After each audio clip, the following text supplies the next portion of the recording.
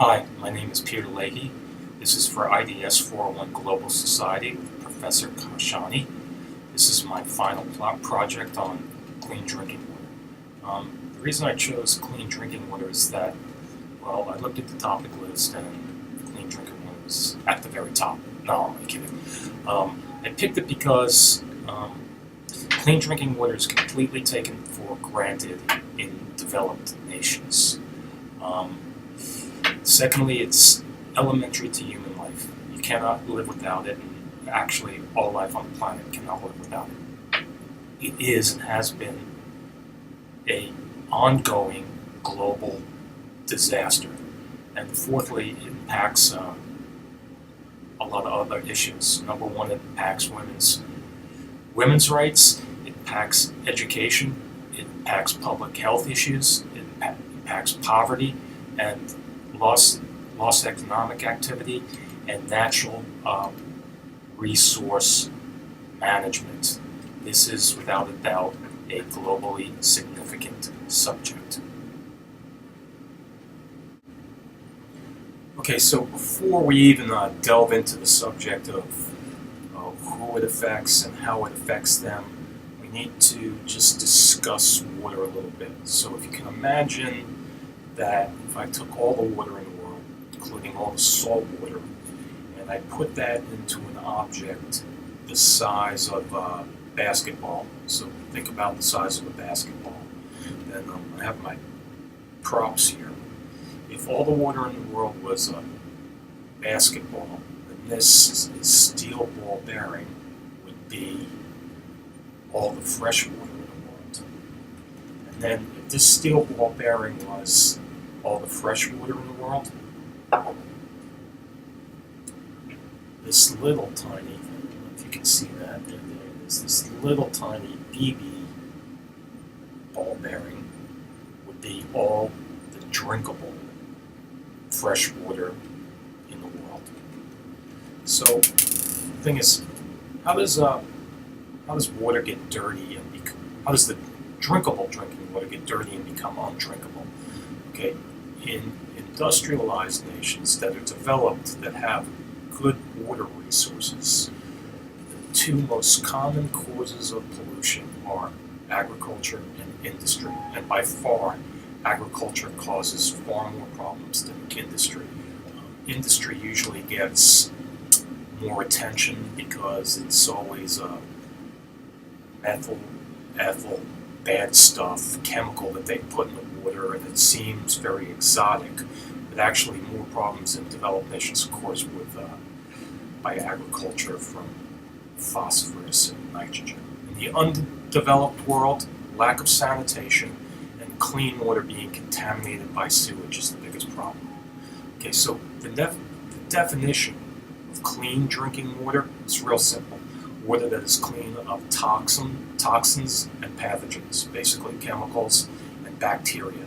As a whole, the World Health Organization has standards, nations have standards. Suffice it to say, no bacteria and no chemicals, no dirt. The definition of access to clean drinking water is that it's within 1 kilometer of your abode, and that you can get at least 20 liters of it per day, per person, per household. So think about that.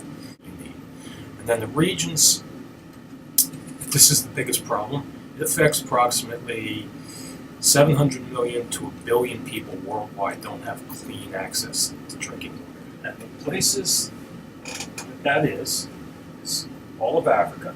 You come right around, down through India, down into Asia, around Southeast Asia, East Asia, China, and then you come right back across over India, Afghanistan, Pakistan, Iran, and back around to Africa. Those are the regions in the world that are absolutely most affected by not clean drinking water. It's almost completely not an issue in Europe, North America, and in Russia and Siberia. It's a small issue percentage-wise in South America. So the who, what, when, where, why, and how of the problem is that This affects 10 to 12% of the world's population that don't have access to clean drinking water. And remember, you need to keep the definition of access to clean drinking water. That's drinking water that's within a kilometer of your home. The biggest problem is it's given a short shrift by mass media. I mentioned this before in the introduction that, well, access to clean drinking water, it's not exotic, it's not dramatic, it's somewhat mundane and always constantly happening. It's not news. It's not new news, so it's not really given the attention that it requires. Without a doubt, this is socially and culturally a woman's right issue. So the deal is, the people who have to go out and collect the water for all their families are women. And in many of the regions where women have to do this, women are already considered second-class citizens, right? So now this ensures that women who spend all their time collecting and hauling water for their families continue to be second-class citizens by treating them like pack animals. And a staggering 200 million hours a day are spent by women collecting water for their families. It's crazy.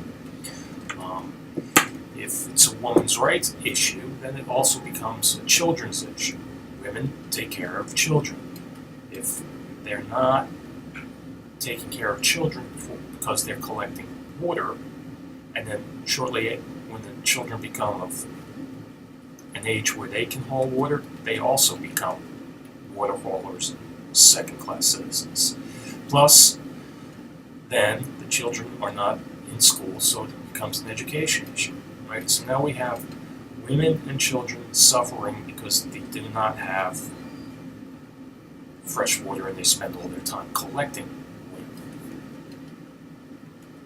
Time spent by women hauling water robs them of other opportunities, and time spent by children hauling water robs them of educational opportunities. Also, what goes hand in hand with access to clean drinking water is lack of proper sanitation. If you don't have, if you can't readily get a glass of water to drink, you don't have water to put in a toilet or even have a toilet or clean sanitation facilities. There's a absolutely crazy statistic that more people worldwide have access to cell phones than they do toilets. It's just really a bizarre factoid. Anyway, from lack of clean drinking water causes diarrheal diseases. Half the hospital beds in the world are filled with people suffering from diarrheal diseases. This is as a direct result of poor sanitation conditions due to access of clean drinking water. So what happens here is access to clean drinking water just perpetuates a cycle of poverty based on lack of equality for women, based on lack of education for children, and the fact that it's a public health menace. So if you can start to address the clean drinking water access problem, you can start to address issues of poverty, education, and public health. So, what's the solution? The solution is creativity and entities with resources providing relief to entities without resources. So, the easiest way to do this is an example. There's a man named Dean Kamen. He's usually best known for inventing the Segway. The man is an inventive genius.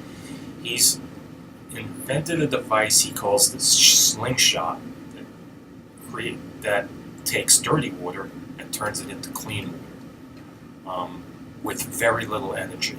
It makes 1,000 liters of clean water a day. This is absolutely remarkable. I know a little bit about changing salt water from fresh water, and it's not difficult to do, but it's a very expensive process.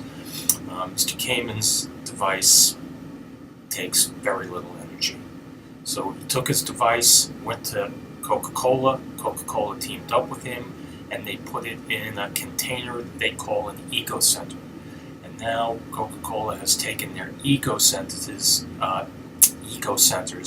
to places like Ghana, where they team up with a local entrepreneur who owns the eco center. They train the entrepreneur, and then the entrepreneur can provide low-cost drinking water. If you remember 1,000 liters a day, remember 20 liters a day per person, so 1,000 liters per day is enough for 50 people. If you put 4 slingshots in one of these containers, then that's enough drinking water for 200 people. That's enough water for 200 people, a small village. And what's the point of all that? The point is that's a foundation. It's the way you build a pyramid in an emerging market. You create a way for people who are poverty-stricken, who have no access to water, to have access to clean water. And then once they do, they can spend their time on other, more productive things. You've built the pyramid. They no longer have health problems due to sanitation. The kids can go to school, and the mothers can do more productive things than haul water all over the place. So you've solved a child education problem. You've solved a woman's rights problem because it now empowers women to do other things except haul water, and you've solved public health menace. This is the way this kind of problem gets solved. Today we talked about clean drinking water. We talked about the regions of the globe with and without clean drinking water. We defined clean drinking water and what it means to have access to clean drinking water. We talked about the people it affects, and we talked about the problems it causes for the people that it affects. Access to clean drinking water really is a gender-based issue. It's far more of a problem for women than it is for men. And finally, we offered a solution to the problem. Water is elementary to human life on the planet Earth.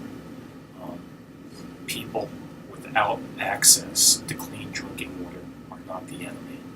The enemy is not having access.